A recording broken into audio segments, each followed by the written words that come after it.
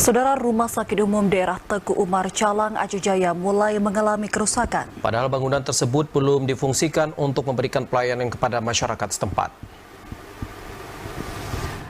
Bangunan Rumah Sakit Umum Daerah Teguh Umar Calang Aceh Jaya hingga kini belum difungsikan. Bangunan rumah sakit ini awalnya dicetus pada tahun 2016 dengan perkiraan anggaran mencapai puluhan miliar rupiah. Jika dilihat dari besaran anggaran yang telah dikucurkan oleh pemerintah, seharusnya rumah sakit tersebut sudah bisa difungsikan untuk memberikan pelayanan kepada warga setempat. Namun hingga kini rumah sakit yang menjadi dambaan warga Aceh Jaya ini belum bisa dimanfaatkan untuk berbagai pelayanan kesehatan yang dibutuhkan.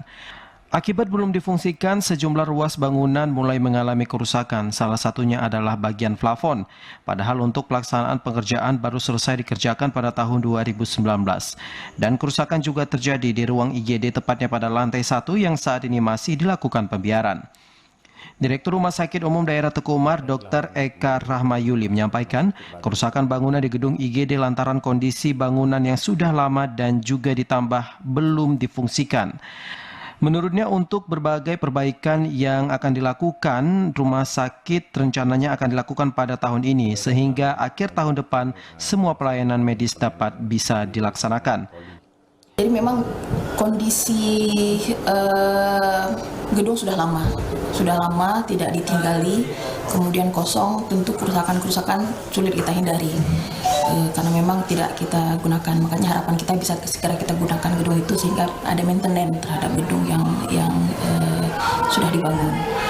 Untuk kerusakan kita perbaikan di tahun ini untuk bisa kita gunakan, kita manfaatkan untuk kita fungsikan di tahun ini untuk gedung A.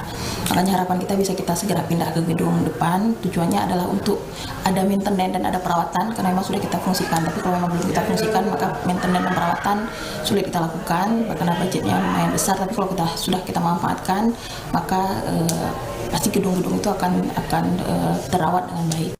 Dirinya juga menjelaskan untuk kebutuhan anggaran membangun sebuah rumah sakit yang baru cukuplah besar.